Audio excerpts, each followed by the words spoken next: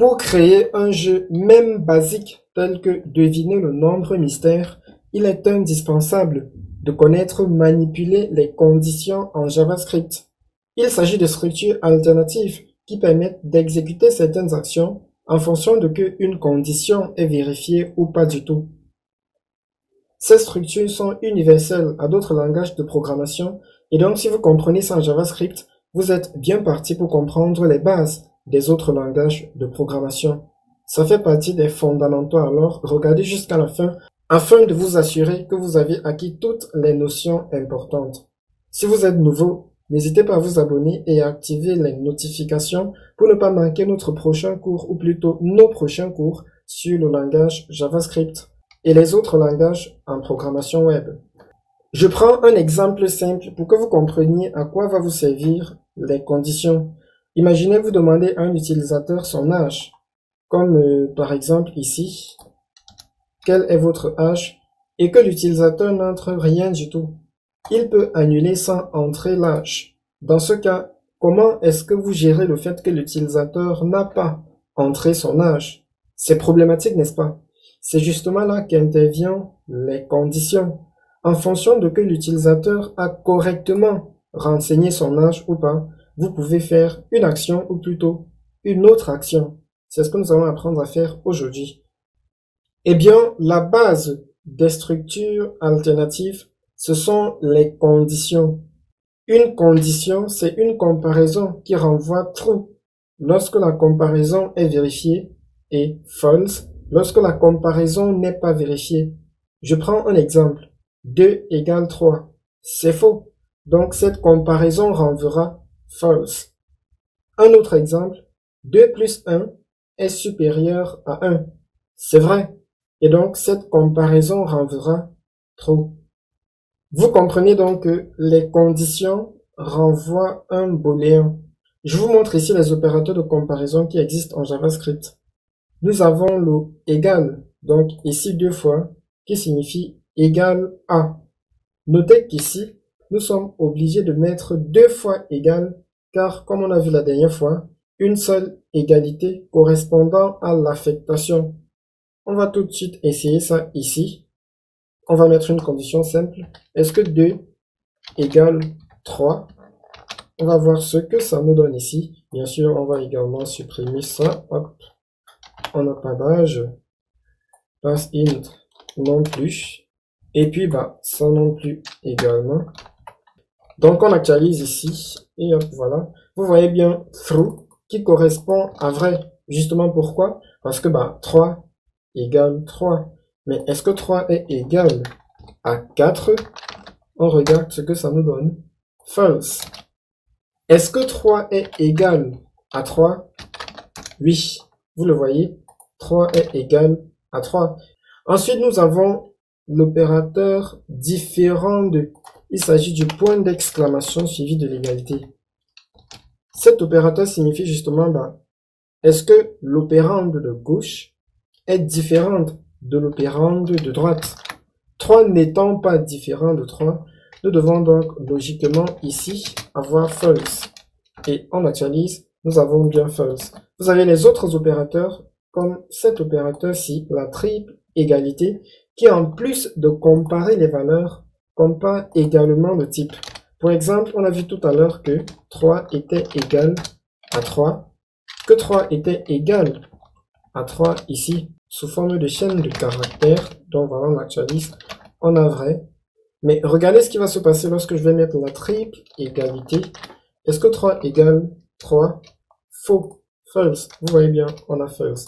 Pourquoi? Parce que, eh bien, c'est vrai, la valeur, c'est 3. Seulement ce 3-ci, c'est un nombre. Et ce 3-ci, c'est une chaîne de caractères. On a appris ça dans le cours précédent. Et donc, en plus de comparer la valeur, la triple égalité compare également le type. Ça peut être intéressant, ça peut être utile dans certaines situations. Nous avons également l'opérateur différent de avec la double égalité. Cet opérateur signifie contenu ou type différent de. On va prendre un exemple ici. Donc nous avons, est-ce que 3 est différent de 3? Bah, c'est faux, parce que c'est 3. Bah, 3 et 3, c'est la même chose. Mais est-ce que 3 est différent de 3? Dans ce cas-ci, on va également comparer le type. Donc, on actualise et vous voyez, on a bien vrai, parce que c'est vrai, c'est 3 et c'est 3 ici. Sauf que le premier 3 est un nombre et le second 3 étant entre côtes est une chaîne de caractères. Et justement, l'opérateur ici, différenciation avec 2 fois l'égalité, compare non seulement la valeur, mais aussi le type. Vous avez ensuite l'opérateur supérieur ou égal, supérieur, inférieur et inférieur ou égal. Notez également que rien ne vous empêche ici de stocker d'abord la valeur retournée par la condition dans une variable et ensuite d'utiliser cette variable-là comme si elle était la condition en elle-même. On va essayer ça tout de suite ici. Donc, je compare ici, cette ligne-ci signifie est-ce que 3 est différent de 3? Et la valeur retournée par cette expression qui est une booléenne sera stockée dans var1. Et comme var1 contient une booléenne, on pourra donc directement utiliser var1 ici, comme si var1 était la condition elle-même. On va actualiser et regarder ce que ça donne. On a bien notre true, parce que 3 est différent de 3 en termes de type. De même, rien ne vous empêche d'effectuer des calculs sur les opérandes. On peut donc très bien mettre ici, est-ce que 3 plus 1 est différent de 3 ou plutôt est égal à 4. Et on a bien ici, seconde, on a bien true ici, parce que 3 plus 1 égale 4. Je crois pas qu'il soit nécessaire d'expliquer tout ça comme je le fais, mais bien, on part de 0, et donc, vu notre marque de fabrique, je suis obligé de le faire. Bien sûr, si vous comprenez pas, n'hésitez pas à utiliser les commentaires. En plus des opérateurs de comparaison que nous pouvons utiliser pour construire nos conditions, nous avons les opérateurs logiques ici, que nous pouvons utiliser pour construire des conditions plus complexes. Le premier opérateur logique, lo et logique, s'assure que les deux opérandes sont vérifiées. Lo ou logique renvoie vrai si l'une des opérandes est vérifiée et le non logique inverse tout simplement la valeur retournée par la comparaison qui suit. Nous avons déjà expliqué le fonctionnement et l'utilisation de ces opérateurs logiques. Il vous suffit de voir le premier cours sur les media queries. Je vous mets le lien ici en description. Bien sûr, vous pouvez utiliser les parenthèses pour imposer l'ordre d'évaluation. Ici, par exemple, on peut mettre, est-ce que 3 plus 1, ce qui fait 4, est égal à 4, d'une part, et d'autre part, est-ce que 2, entre parenthèses, bien sûr, est supérieur à 3? Donc, vous voyez ici, on va faire 3 plus 1 d'une part, qu'ensuite on comparera à 4, ce qui donnera la valeur retournée par l'opérande de gauche de l'opérateur logique et ensuite on fera 2 supérieur à 3 d'autre part et ensuite on comparera les deux valeurs. Donc logiquement ça devrait nous retourner ici false. False. Donc on va enregistrer, on regarde ce que ça nous donne ici et oui, ça nous donne false. Pourquoi? Parce que regardez, est-ce que 3 plus 1 est égal à 4? Oui. Donc ici, nous avons 4. Mais est-ce que 2 est supérieur à 3? Non. Ici, donc, nous avons faux, nous avons false. Et justement, avec l'opérateur et logique, puisque les deux conditions, les deux opérandes doivent être vérifiées, nous avons bien le résultat final qui est false. En fait, ici, tout est question de logique et de bon sens. Regroupez comme si vous regroupiez vos opérations mathématiques et la logique derrière vos opérations mathématiques devrait s'appliquer parfaitement et fonctionner sur vos conditions. Parlons maintenant de la première structure alternative en JavaScript. Il s'agit de la structure si, alors et éventuellement sinon. Si, alors, ce sera le if comme ceci et entre parenthèses, nous aurons la condition et puis entre accolades, le morceau de code qui sera exécuté si la condition est vérifiée. On vire ça. Super. Donc, on est ici. Retenez bien la syntaxe. Le mot-clé if, qui signifie si, suivi de la condition entre parenthèses, la condition bien sûr que vous pouvez construire en combinant et les opérateurs logiques et les opérateurs de comparaison et même des parenthèses. Vient ensuite le code qui sera exécuté si la condition est vérifiée, donc si la condition est évaluée à true, délimité par des accolades. On prend un exemple tout bête. Ici, on va demander à l'utilisateur un nombre. Nous, on va faire nombre égal, on va le demander à l'utilisateur. On utilisera donc un prompt qu'on a appris récemment. Et puis, on va lui dire, entrer un nombre.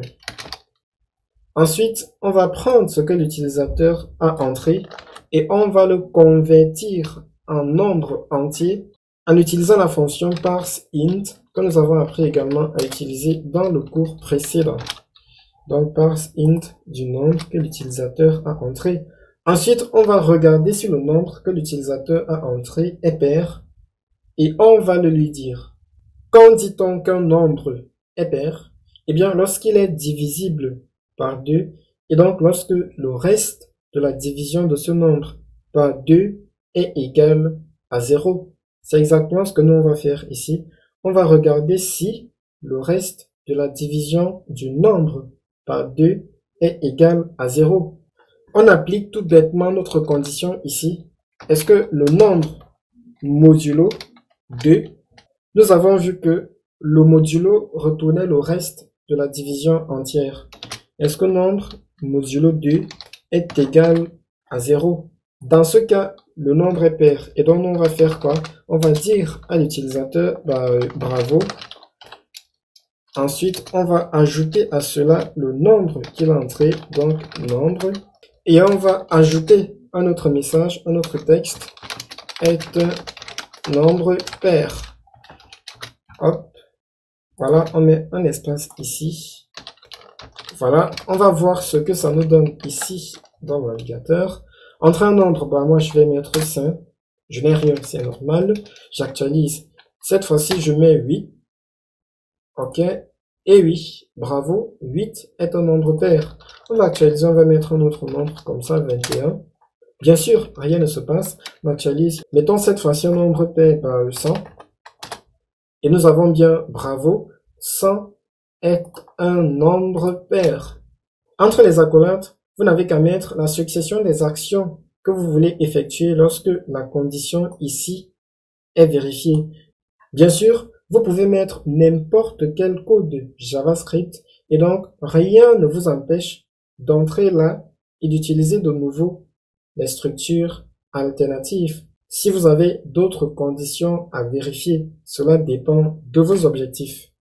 Dans certains cas, vous aurez simplement besoin du si, alors le code, comme ceci. Mais dans d'autres cas, vous aurez également besoin d'un code alternatif qui sera exécuté si la condition n'est pas vérifiée.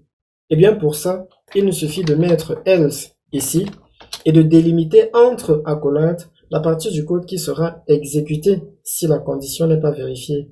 À nous, on n'aura qu'à afficher alerte. Votre nombre n'est pas un nombre pair.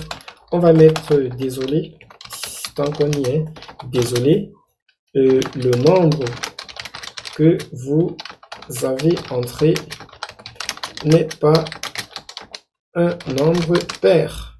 Vous voyez bien l'erreur ici et vous le comprenez. Sinon, regardez le cours précédent, on va échapper ça donc. Et hop, on actualise. On va regarder maintenant ce qui se passe dans le navigateur. J'actualise. Entre un nombre, moi j'entre 21, qui logiquement n'est pas un nombre pair. On actualise. Et nous avons bien, désolé, le nombre que vous avez entré n'est pas un nombre pair. Je peux recommencer là, je mets 8. Et j'ai bien, bravo, 8 est un nombre pair. N'oubliez pas, ici, vous pouvez stocker la valeur retournée par votre condition dans une variable et ensuite utiliser tout simplement la variable là. Mais il sera toujours plus pratique de mettre directement la condition ici. Ici également, vous pouvez faire du sinon, si, sinon, si, autant de fois que vous le souhaitez. Il suffit de considérer que chaque si correspond à un nouveau si. On peut très bien ici faire, si le nombre est pair, alors on lui affiche le nombre est pair. Sinon, si le nombre est supérieur à 100 ici, donc si le nombre est supérieur à 100, donc on va lui dire, non pas désolé, mais bravo, vous gagnez la moitié des points. Donc, bravo, vous gagnez la moitié des points. Super. Si le nombre est pair, je fais ceci. Première accolade. Sinon, si le nombre est supérieur à 100, je fais ceci. On va voir ça ici. Entrer un nombre, moi je mets 2. Effectivement, j'ai bravo, votre nombre est pair. Je recommence. Cette fois, je mets un nombre impair. Rien ne se passe. Cette fois-ci, je mets un nombre impair qui est supérieur à 100. Donc 101 par exemple.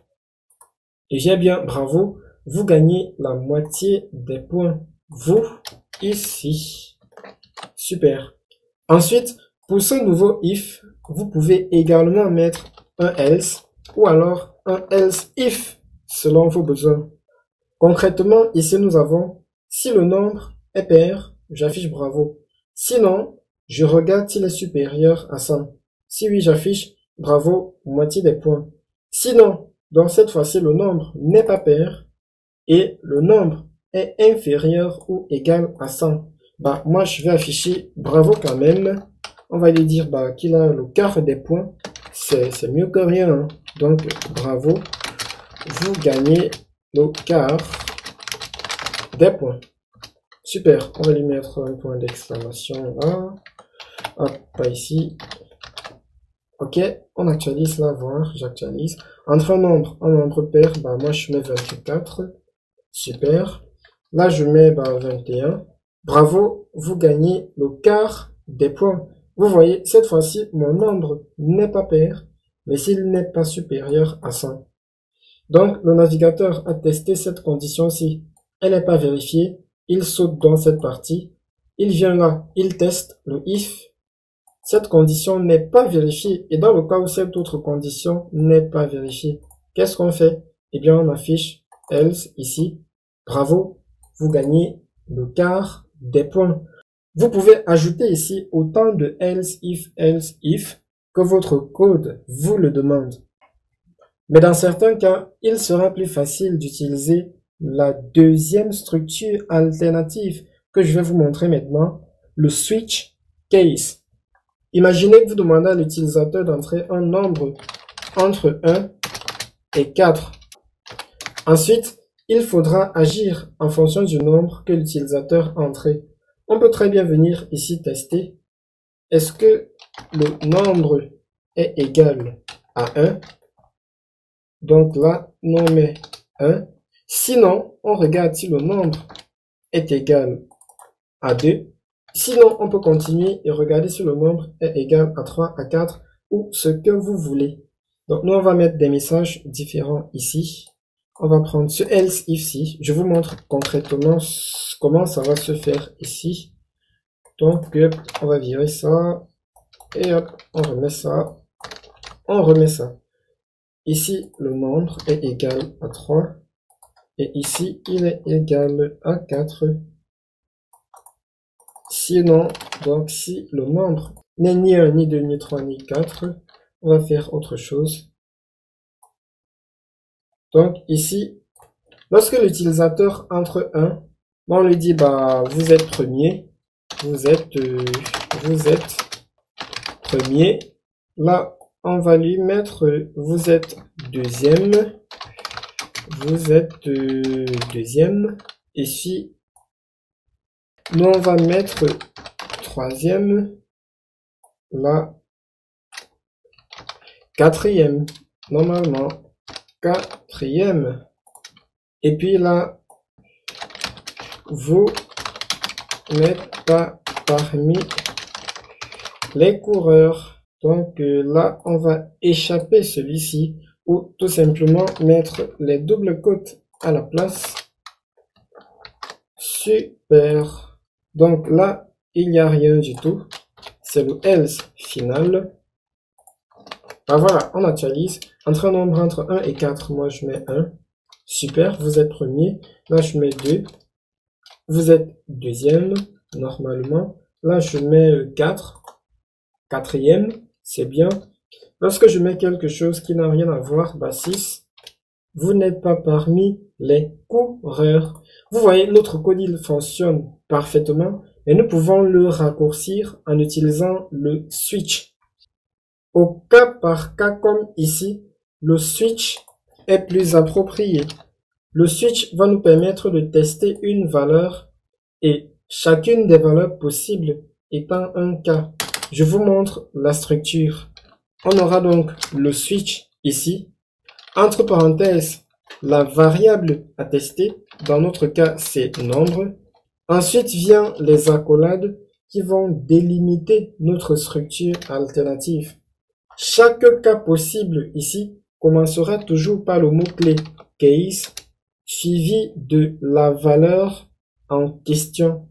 Dans le cas où c'est 1, ici, nous on va aller à la ligne et on va écrire le code qui va s'exécuter. Dans notre cas, c'est ce code-ci, alerte. Et lorsque nous avons fini de traiter le cas où l'utilisateur a entré 1, on va faire un break ici pour sortir de notre switch. De même également, on va tester d'autres cas.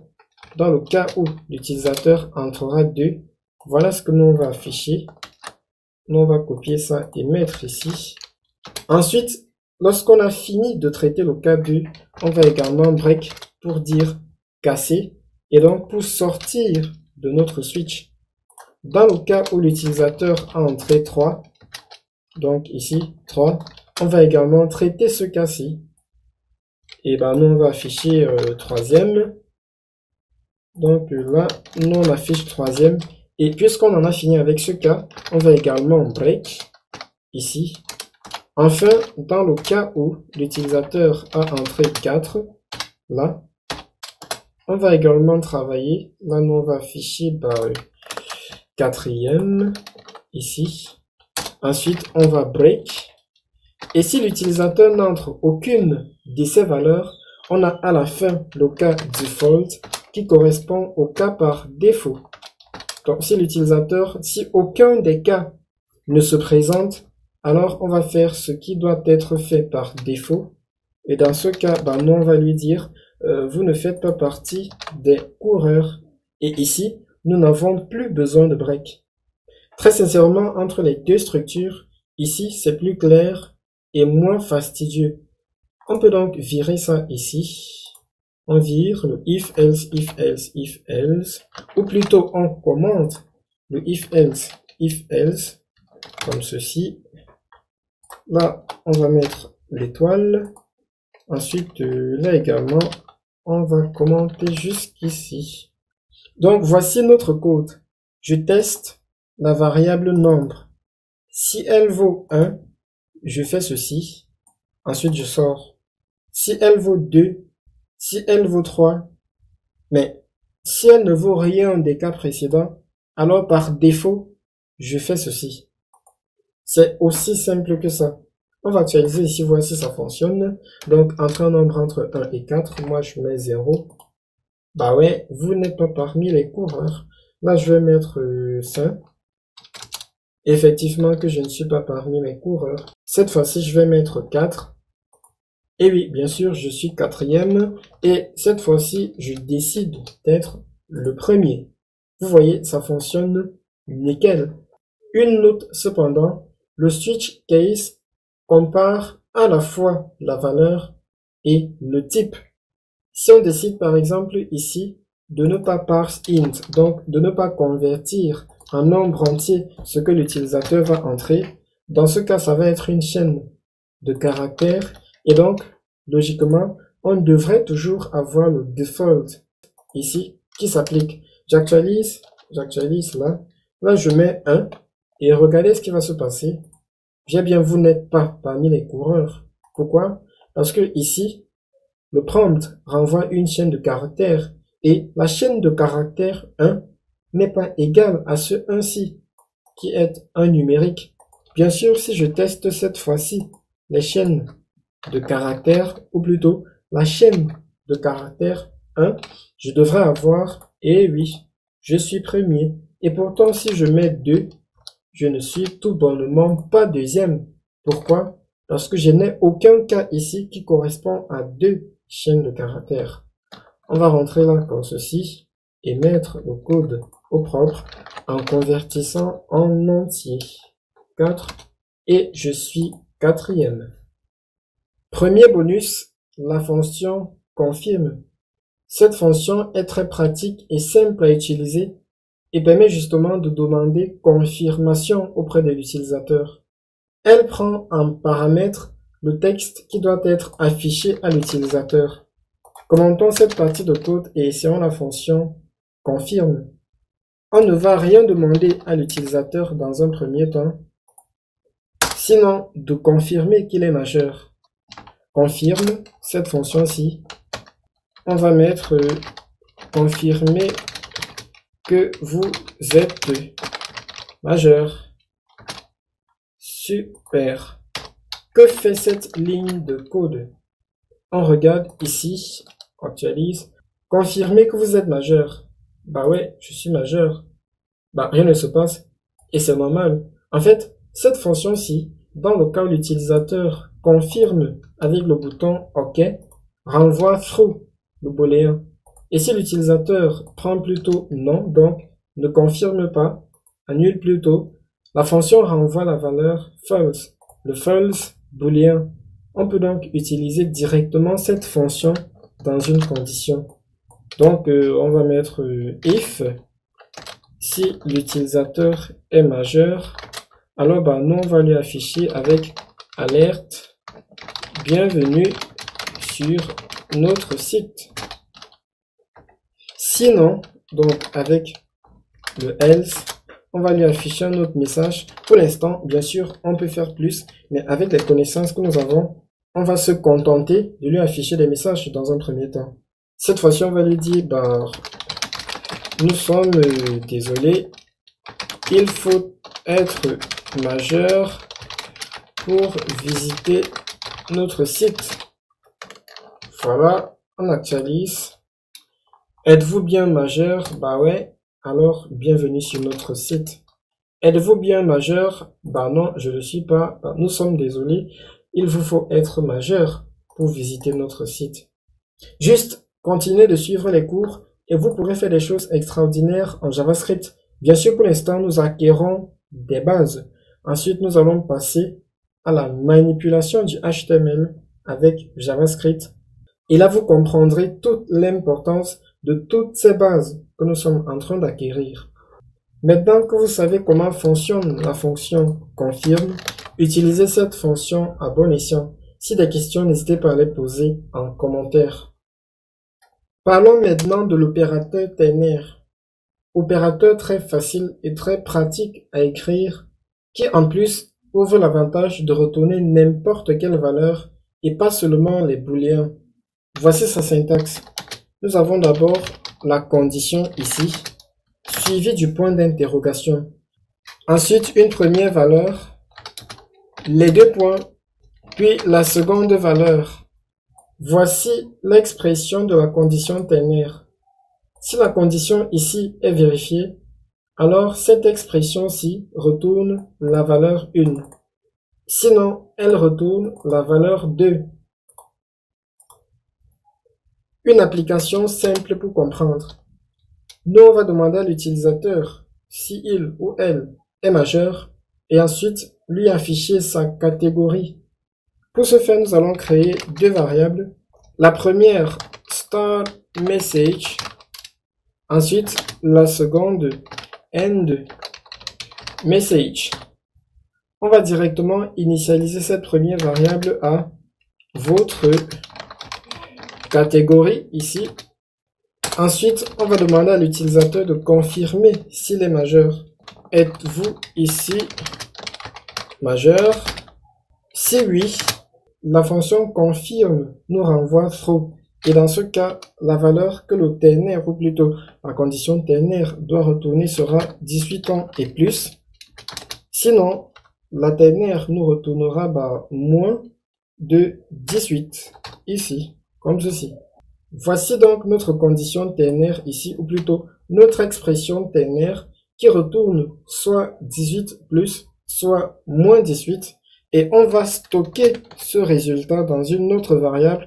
On va stocker ce résultat dans endMessage. Ceci étant une affectation, donc une instruction, on va terminer par un point virgule. Ce qu'on va faire ensuite, c'est afficher tout simplement les deux messages à coller. Donc start message plus end message. Hop, on va actualiser, voir ce que ça nous donne ici. Donc, êtes-vous majeur? Non. Votre catégorie, moins 18. Êtes-vous majeur? Oui. Votre catégorie, 18 et plus. Donc, notez l'expression de la ternaire ici.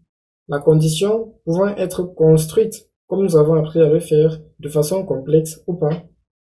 Après, le point d'interrogation ici, qui fait partie de la syntaxe, la première valeur, dans le cas où la condition est vérifiée, c'est cette valeur qui est retournée.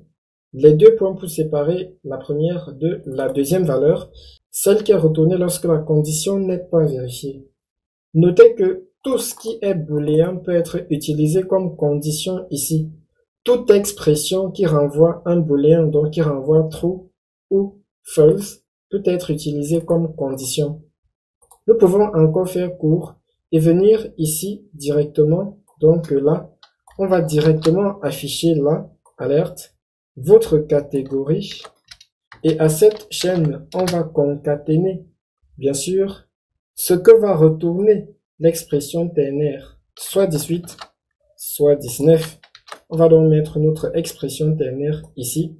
Et comme vous allez le voir, ça va tout de même fonctionner. Donc, ce qu'on va faire ici, c'est utiliser les parenthèses pour, je sais pas moi, établir l'ordre d'évaluation. Donc, tout ceci, le résultat de l'opérateur ternaire sera accolé à votre catégorie. On actualise, êtes-vous majeur? Oui. Et j'ai bien votre catégorie, 18 plus. J'actualise de nouveau, je ne le suis pas, et votre catégorie, moins 18. Appliquez encore et encore, pratiquez encore et encore, jusqu'à ce que le choix de la structure alternative soit devenu automatique dans votre cerveau. Comment tester l'existence du contenu d'une variable? Si vous demandez par exemple ici à l'utilisateur un nombre et qu'il n'entre rien, comment est-ce que vous le saurez? Eh bien, c'est ce qu'on va apprendre à faire maintenant. On va commenter ce ternaire et on a donc cette ligne, le nombre égale pass in prompt, entrer un nombre entre 1 et 4. Donc voilà, on va actualiser ici et voir, oui, j'ai bien entré un nombre entre 1 et 4. Donc remarquez ici, l'utilisateur peut ne rien entrer tout simplement et valider. Dans ce cas, comment est-ce que nous savons qu'il a ou pas entré un nombre? Il suffit pour cela de tester la variable comme si elle-même était une booléenne. Donc on va tester nombre ici, tout simplement. Et si nombre existe, on va redire à l'utilisateur, vous avez entré un nombre, bravo. Voilà, hop, on va enregistrer. Regardez ce qui se passe ici. Entrer un nombre entre 1 et 4, moi j'entre rien du tout. Et oui, je n'ai rien du tout. Par contre, j'actualise et j'entre bien un nombre. Et là, j'ai quoi? Vous avez entré un nombre. Bravo. Donc, ici, lorsque nous utilisons une variable à la place où un booléen est attendu, eh bien, la variable est convertie en booléen tout simplement. Dans le cas où la variable contient quelque chose, le booléen sera vrai. Et dans le cas où la variable ne contient rien du tout, le booléen sera faux.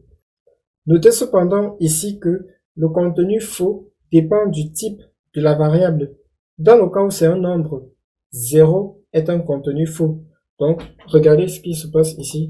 On actualise. Là, je vais bien entrer quelque chose. C'est 0, mais j'ai quand même rien du tout. Donc là, nous, on va justement afficher quelque chose ici. On va afficher à l'utilisateur, non pas un bravo, mais dans le cas où il entre un contenu faux, ce qu'on va lui afficher, c'est vous devez entrer un nombre valide, valide.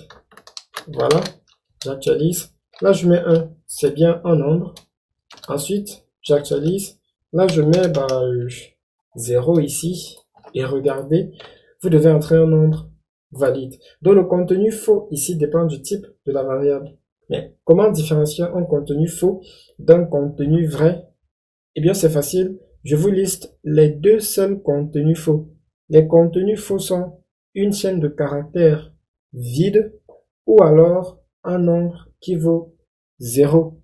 Donc ici, la chaîne de caractères vide. On va tester la chaîne de caractères vide. Bien sûr, entrer un nombre entre 4 et puis vous devez entrer un nombre valide parce que là, nous, on a testé une chaîne de caractères vide. Si on teste une chaîne de caractères qui contient le caractère vide, regardez ce qui se passe. Entrer un nombre, là, ça ne sert pas. Et puis, vous avez entré un nombre. Bravo, parce que notre chaîne de caractères ici n'est pas vide. Notre chaîne contient en fait un espace qui est le caractère vide, paradoxalement, mais c'est un caractère. Et donc, notre chaîne de caractères n'est pas vide. D'ailleurs, lorsqu'on compte le nombre de lettres d'un texte, on compte aussi des espaces. De même, si nous testons 0 ici, vous allez voir que 0, on va retirer cette instruction qui n'arrête pas de nous faire n'importe quoi là. Donc voilà, vous devez entrer un nombre valide. Vous voyez? Parce que 0, c'est un nombre invalide, c'est un contenu faux. Pour tester donc, si une variable contient une valeur, utilisez ceci en gardant à l'esprit que 0, c'est un contenu faux et qu'une chaîne de caractères vide est un contenu faux. De même, nous pouvons ici tester directement si l'utilisateur a entré une chaîne de caractères vide. Et dans ce cas, nous saurons s'il a entré ou pas quelque chose. Donc là, entre un nombre entre 4 et 1, moi je vais mettre 4 et vous avez un nombre. Bravo. Pourquoi? Parce que j'ai mis quelque chose. Et lorsque je mets, regardez ici, on n'a pas converti. On a testé directement ce que retourne la fonction prompt. Et la fonction prompt ne retourne faux que lorsque l'utilisateur n'a absolument rien entré. Vous voyez, vous devez entrer un nombre valide. Bien sûr, il peut aussi entrer un espace et ça va passer. Donc, tenez compte du type et de toutes ces petites informations. On va s'arrêter ici pour ce cours. N'hésitez pas, si vous n'êtes pas encore abonné, à le faire et activer les notifications. Si vous êtes arrivé ici, alors forcément, la vidéo vous a été utile. N'hésitez pas à laisser un like, un commentaire positif. Je vous en remercie d'avance. Si vous avez le moindre souci, la moindre incompréhension, la moindre question, utilisez les commentaires. Je sais que je n'ai pas été très performant aujourd'hui, c'est un peu normal, je suis hyper fatigué, mais ça fait quand même 3 jours, donc je pouvais pas vous laisser comme ça. J'ai forcé et j'ai fait court. Donc voilà, sinon j'ai quand même fait de mon mieux pour que ce soit très clair. N'hésitez pas à pratiquer au maximum pour gagner en expérience. Je vous dis à très bientôt pour la suite de notre formation.